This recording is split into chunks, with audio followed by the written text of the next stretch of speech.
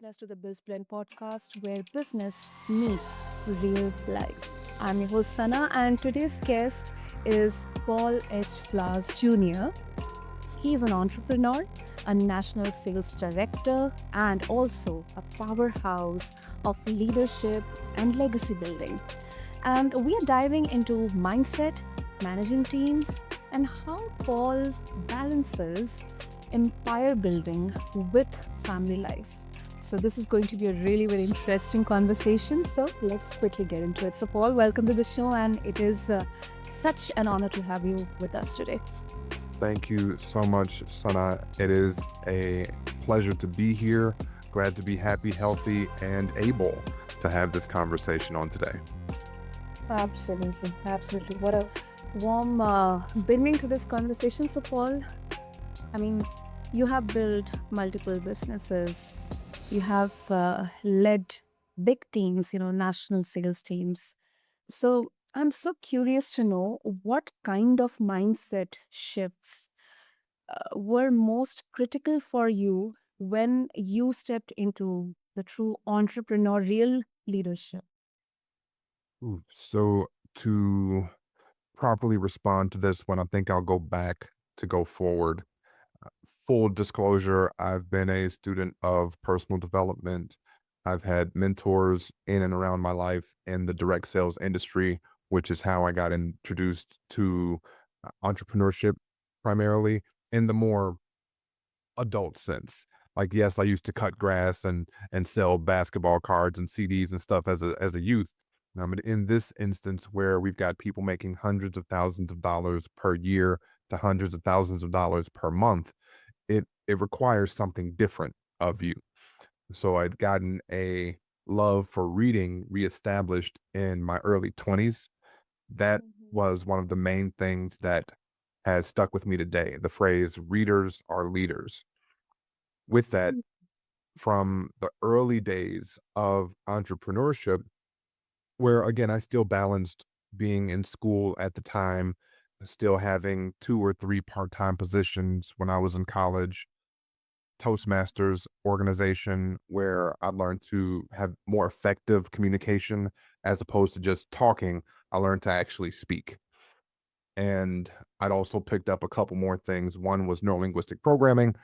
Again, in that being able to communicate more effectively, it's helpful to use words in a way that most resonate with other people, thus the study of NLP. Last but not least, there was a program that I had attended called the Landmark Forum through Landmark Education. It's a worldwide organization. So I believe they rebranded to Landmark Worldwide.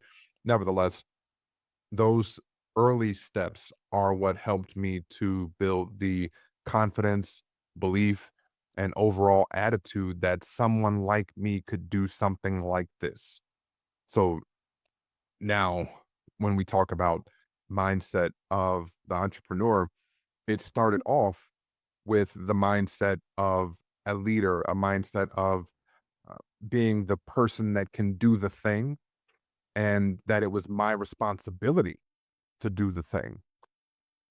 So I'd first exercised this, yes, in direct sales again while I was in college, but then I'd also transitioned into corporate America right before having, or right after, I should say, having my first son.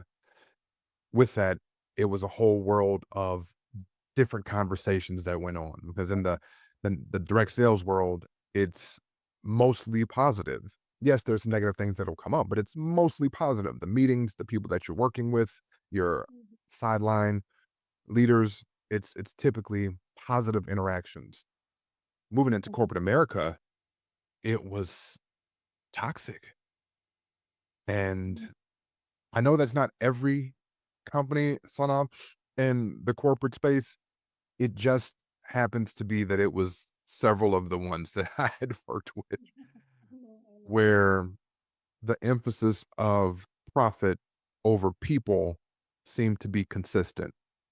And people would get laid off just because of the company expanded too quickly or disciplined for not having high enough sales numbers, which in a sales organization, that's understandable.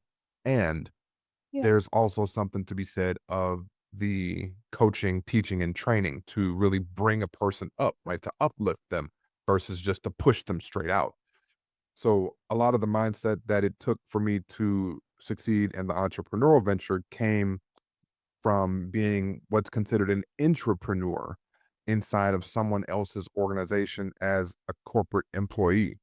Specifically, I would just use the last 10, 11 years where I started in direct to consumer health insurance over the phone. First, it was one state with one company. I did amazingly well. Again, I came in, there was an attitude within that organization that you don't want to go too high because people will start wondering how you're doing so well. And you don't want to float too low because then, of course, you're at risk of losing your position. You should just kind of hover right in the middle. Now, think about this, listeners. If any one of you are in any capacity selling a thing, a widget, a service, whatever the case may be, why would you want to float in the middle? Why would you aim for average, right? That didn't even compute for me. But of course, out of respect, which I also again got in that direct sales capacity, even if you don't agree with something, understand the entirety of the situation. Again, this is the manager talking. I'm coming in brand new. It's a new venture for me, all those things.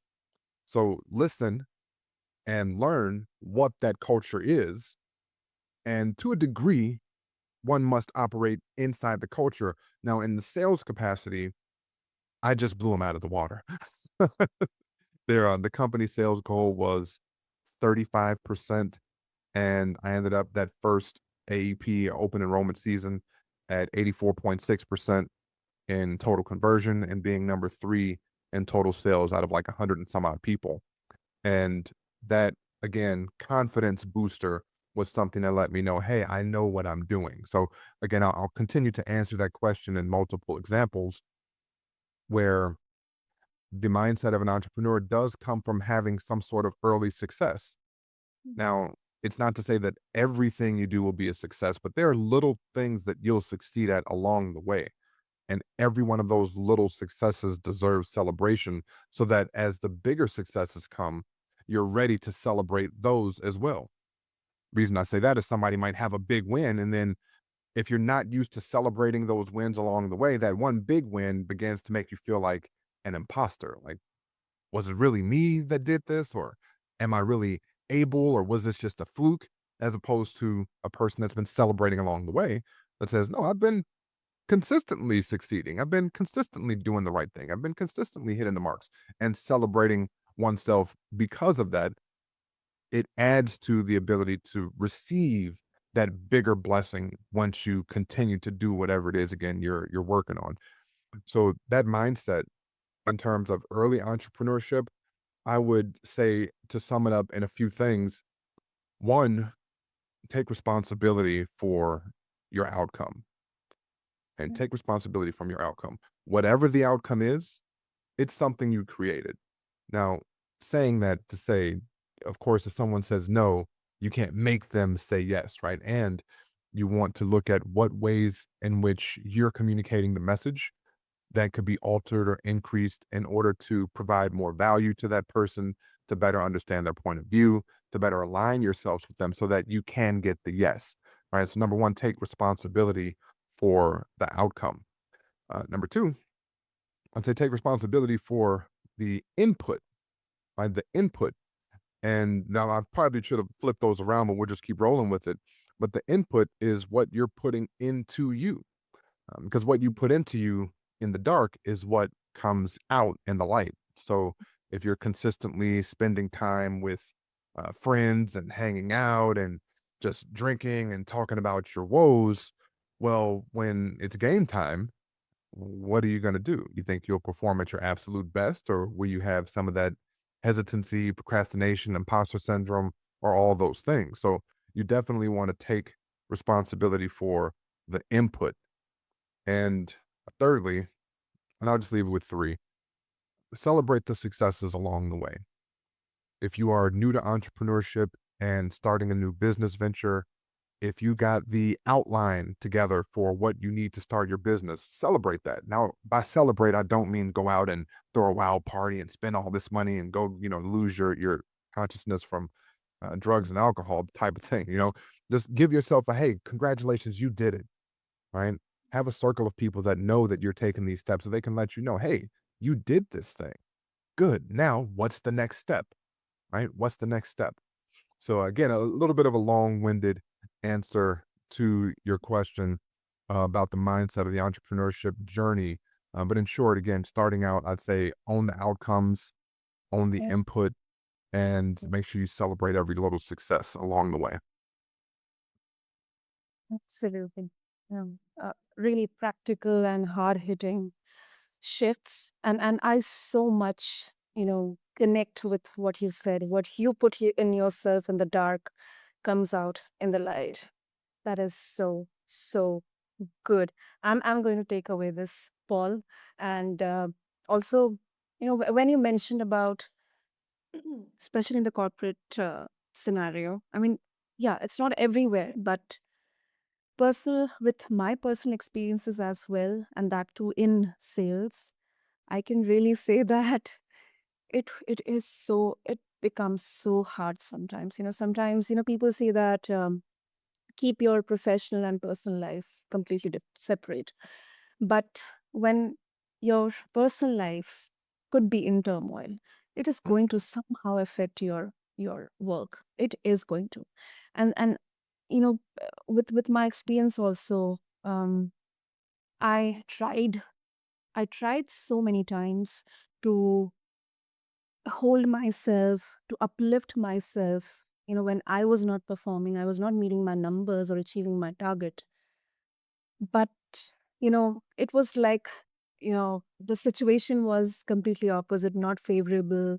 People were not having that trust in me. In fact, I was not having that belief in myself. So, yeah, it kind of, got me into a completely different state of mind. But then once again, I don't know, but somehow I composed myself. I promised not to give up because mentally it was such a difficult time, Paul. And that too, it was like at the time of, just after the COVID, Mhm. when we were seeing mass layoffs and, companies restructuring back to office and all that stuff. So, yeah, sometimes it can be really difficult, but that's where those learnings and those inputs and the outputs, they matter. They shape your entrepreneurial journey.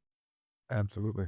Absolutely. Now I'll say a little something right now that I've actually not said in front of any other audience on neither my show nor any of the podcasts to which I've been a guest. It's just a little sneak peek preview, and I'll say it without. It's not a pitch. Don't want to sell any wares here at this point, but skill sets are imperative in any area of growth, and I'll soon be coming out with a course as well as another book on 12 specific skills that if you work on and develop those skills throughout really your lifetime, even when that next pandemic hits, even when that next thing happens that is entirely outside of your control, those skill sets, when you hone in on, work on, and grow them over time, it'll almost make it like that other stuff doesn't matter. Right? And I don't want to be insensitive towards world and economic tragedies that can come up. And when it comes to your own personal economy, when you have the right skill sets, knowledge, know how, communication abilities, network, right? Those things again all make a difference. Some of that other stuff just doesn't impact you the same way. Absolutely, absolutely. And you are not never too old or successful or accomplished to learn.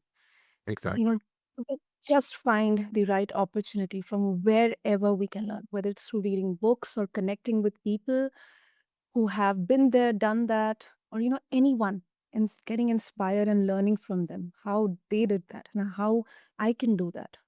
I That's think it. that has to be there. That has to be there, especially right now in these uncertain times. That's it. Oh, That's it. great, great, Paul. Okay, so um, when managing large teams, that too, in high pressure industries, Paul. How do you keep the morale high? How do you ensure that, the leadership vision gets translated on the ground? Because with large teams, there will be so many opinions, so many viewpoints, there will be conflicts, there will be to and fro's, misunderstandings. How do you embrace all that as a Uh, team lead? well, there's a few areas that I'll touch on here. And one of the first ones piggybacks on what we just discussed a few moments ago. What you put into you is what will come out of you. What you put inside of you in the dark is what's going to come out in the light. And consequently, the people that you lead are people too, right? They're people too. So if it works for you by logic and design, it will work for them. So as the leader, not only do you need to have certain things that you put into yourself in the dark so that they come out in the light, but also that in the light, you put things into your students, into your pupils, into your sales team and organization, such that it not just sits there during the day, but that it's something that when you do this correctly, resonates with them throughout their night also. It repeats with them through their nights also. For example, a common practice that I would have when I was working in direct to consumer health insurance sales was that when I would be assigned a new team or new team members would come on board, I would take them Mhm. out to lunch. Company didn't pay for it, so this was 100% on my own dime.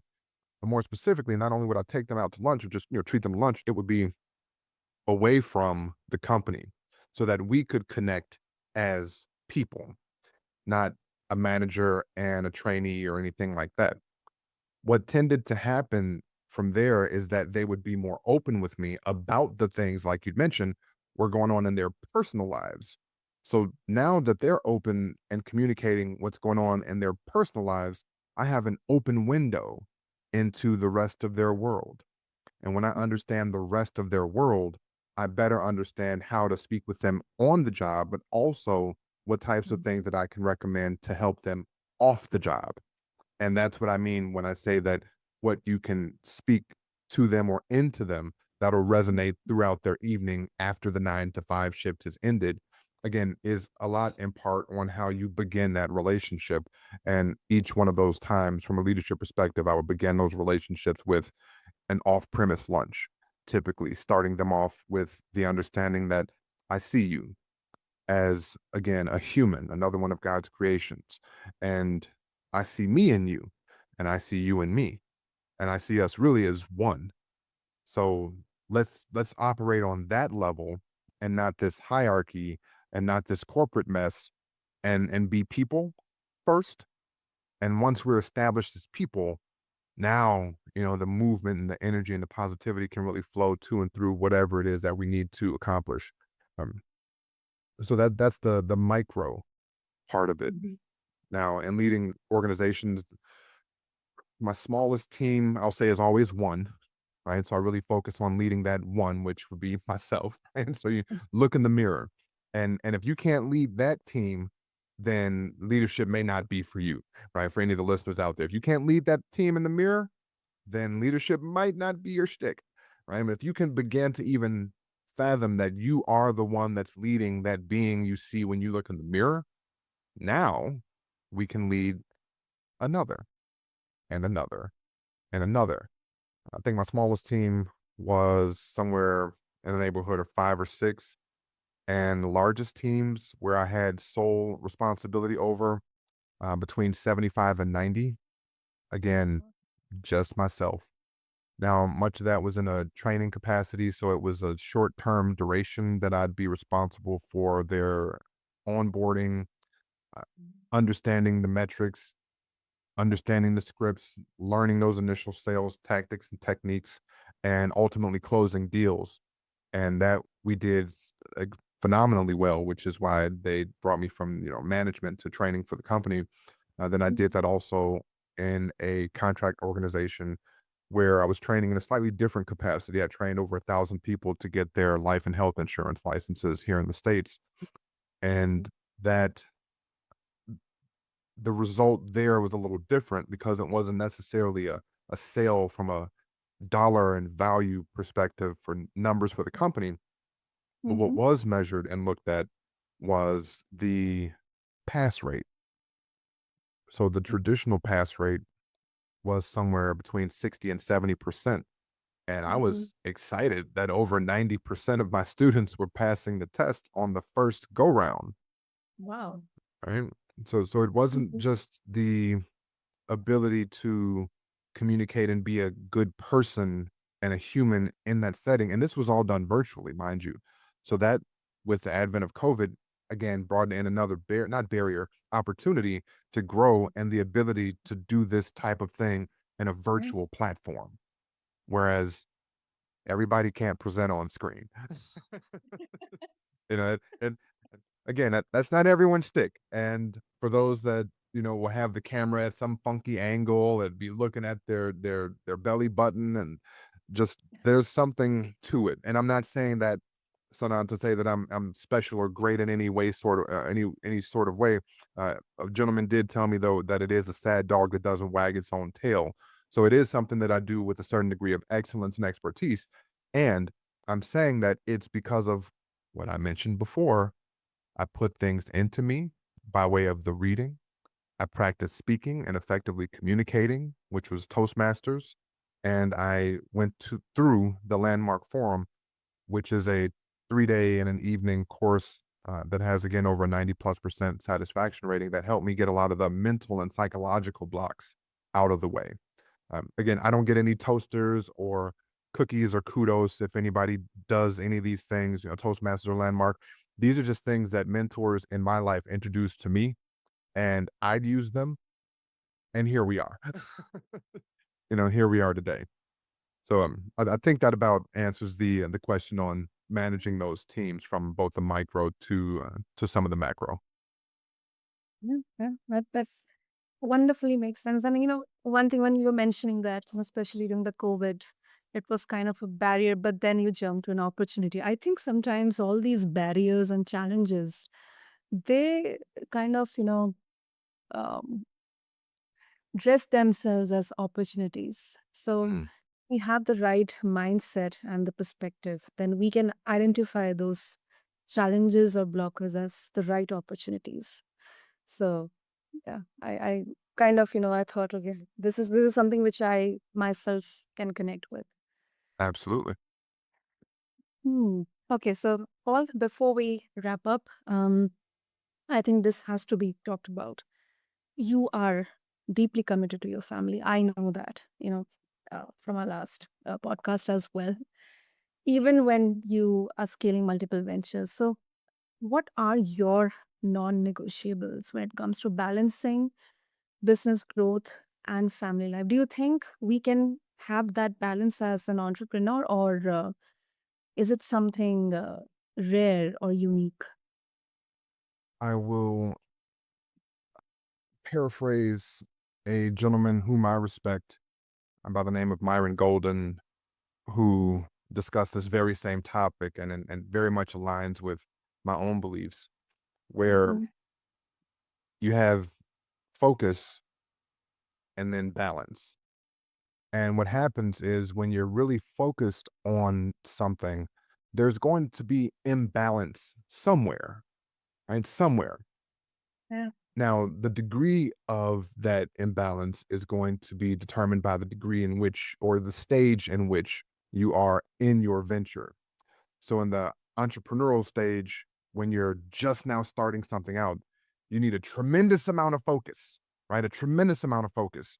And there might only be a little bit of balance, right? Because you're doing well, not eight, excuse me, 10, 12, 14-hour days. So, there are some things that might fall by the wayside, which, again, in our previous conversation, we talked along the lines of having the right partner in your life, right? The right actual support system and people that are in alignment from day one, not somebody that you've got to consistently proverbially beat over the head to let them know your vision as to why you need the children to be quiet, or somebody you've got to consistently drag along the way in order to help to do the thing that either you're doing and they said that they would help, or that they're doing and you want to help them to do it and you got to drag them to do it or you got to consistently fight negative attitudes or behaviors. Like none of that stuff is appropriate or acceptable in any partnership or agreement that is between any number of people that say they want a common thing. So noting that when you have the when you do have a family around, it's really important for them to have a clear understanding that, hey, dad needs this amount of time, mom needs this amount of time to do X, Y, and Z. And we're gonna do this in this way for a set duration of time. And then at the end of that, there's going to be, like they say, the light at the end of the tunnel or the end of the proverbial rainbow. So it might be 90 days at a time that dad's only able to spend, or excuse me, mom's only able to spend 2 hours a day of just fun time. All right. Half an hour here, half an hour there, hour here, 2 hours a day on the weekend straight, 4 hour blocks on Sundays type of thing. It might go like that for 30, 60, 90 days. But guess what?